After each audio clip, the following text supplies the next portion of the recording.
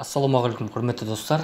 Бүгінгі сабақта Enslayer қосымшасының модульдерін қолмен орнатып үйренеміз. Мысал ретінде бір көрсетіп кетейін. Enslayer қосымшасының белгішесіне барамыз. Мышканың оң жақ батырмасын шертіп, управление модулями бөліміне барамыз. Міне бізде орнатылған модульдардың тізімі. Осының ішінде бізге қажетті модульді орнатып көрейік. Яғни модуль электронды счет фактура деген. Установить модуль батырмасын шертеміз. Міне ашып шықты. Не удалось скачать модуль деген. Енді, құрметті достар, осыны қалай орнатуды үйренесіз. Окей батырмасын шертесіз. Enslayer қосымшасынан выход деп шығып кетесіз. Одан кейін Enslayer рабочий столдағы, яғни жұмыс үстеліңіздегі Enslayer-ның белгішесі бар, мынау.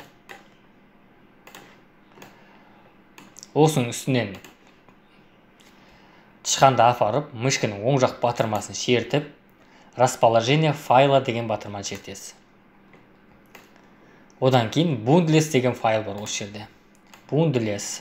Осы файлдың үстіне шертіп, ішіне кіресіз файлдың ішіне.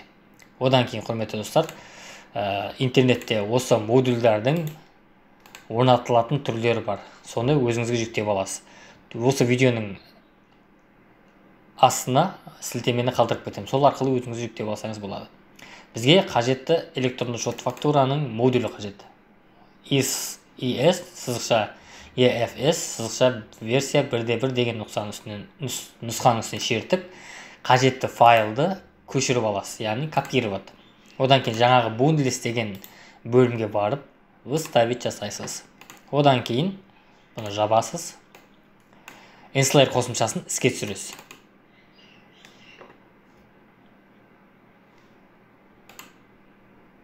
Enslayer қосымшасы іске түсті. Көріп тұрсыздар, Bundles деген жерде жаңағы файлыңыз бар еді. Enslayer іске қосқаннан кейін бұл файл жоқ болып кетті. Яғни сәтті орнатылды деген сөз. Енді тексеріп көретін болсақ, жаңағы Enslayer-дің белгішесінің үстінен барып, мышканың оң жақ батырмасын шертесіз де, управление модулям батырмасына барасыз. Сол кезде міне көріп тұрсыздар. Модуль электронды счет фактура дегенді орнатылды деп тұрмын. Установленный версия 1.1. Енді сайтына кіріп көрсек, егер бұл модуль орнатылмаған болса, сайтқа кіргізбейді. ESF деген Google-де жазып, ашылған бірінші сайтты ашамыз.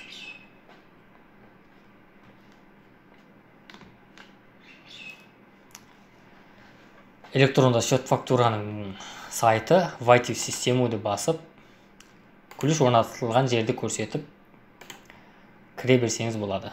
Міне, құрметті достар, егерде автомат түрде орнатылмаған болса, қажетті файлды жүктеп алып, өзіңіз қолыңызбен қажетті модульді орнатуыңызға болады. Құрметті достар, видеоны соңына дейін көргендеріңізге рахмет. Түсінбеген сұрақтарыңыз болса комментарияға қалдырыңыздар. Мен міндетті түрде сіздерге жауап беруге тырысамын. Рахмет.